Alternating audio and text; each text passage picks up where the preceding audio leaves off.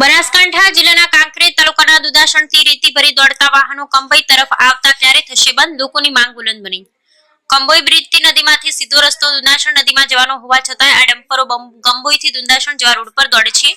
કાંકરેજ તાલુકાની જીવાદોરી ગણાતી બનાસ નદીમાં દુધાસણ અને કશલપુરાની બનાસ નદીમાંથી અધિકૃત અને બિન અધિકૃત રેતી ભરી દોડતા હાઈવા ટ્રકોની કંભોઈ તરફ આવતા બંધ કરવા લોકોની માંગ છે। બનાસકાંઠા જિલ્લાના કાંકરેજ તાલુકાના દુધાસણ બનાસ નદીમાં રેતી ભરી આવતા હાઈવા ટ્રકો કંભોઈ 4 રસ્તાથી પાટણ તરફ જાય ત્યારે દુધાસણથી ઓવરલોડ અને તાડપત્રી ઢાંક્યા વિના નીકળતા હાઈવા ટ્રકો દુધાસણ ગામે લક્ષ્મીપુરા અને કંભોઈથી પસાર થાય છે।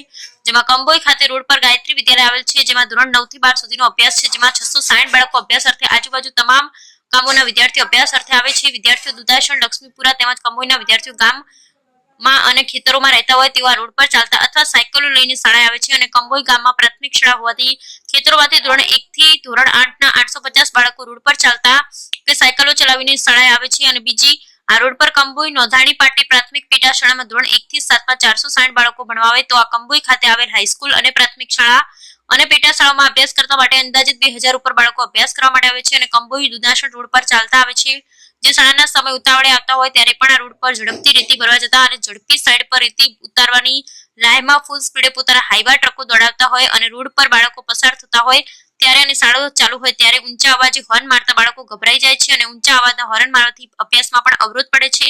તો શાળાના બાળકો અને વાલીઓએ પહેલા પણ રજૂઆત તંત્રને કરેલ અને શાળાના આચાર્યો દ્વારા પણ લેખિતમાં રજૂઆત મામલતદાર કાંકરેજ અને સિહોરી પોલીસ મથકે અગાઉ પણ લેખિત રજૂઆત કરેલ છે, પરંતુ ટ્રકો આજ દિન સુધી બંધ થયેલ નથી। બાળકોના વાલીઓએ જણાવ્યું કે કંભોઈ ડેમ પાસેથી નદીમાં રસ્તો દુધાસણ સુધી બનાવેલ છે અને નદીમાં જવાઈ શકે તેમ હોવા છતાં બ્રિજ માફિયાઓ દ્વારા રોડ પર વાહનો દોડાવે તે બંધ કરવા લોકમાંગ। આ ટ્રકોવાળા ભવિષ્યમાં મોટો અકસ્માત સર્જાય તો જવાબદાર કોરી રહે છે, તંત્રની કે પછી ભૂમાફિયાની? તંત્ર દ્વારા આ રોડ પર રેતી ભરેલા વાહનો બંધ કરાવે તેવી લોકમાંગ ઉઠી। Bureau report Ramjibhai Rayguru, Banaskantha. કંભોઈ ગાયત્રી વિદ્યાલયમાં કુલ ટોટલ 660 બાળકો ભણે છે અને અભ્યાસક્રમની અંદર સવારે 10 વાગ્યાથી સાંજે 5 વાગ્યા સુધી સતત ગરબા રોડ ઉપર ચાલ્યા કરે છે અને મોટા મોટા હોરને આ સ્કૂલને અભ્યાસક્રમની અંદર ઘણો બધો વિક્ષેપ પડે છે।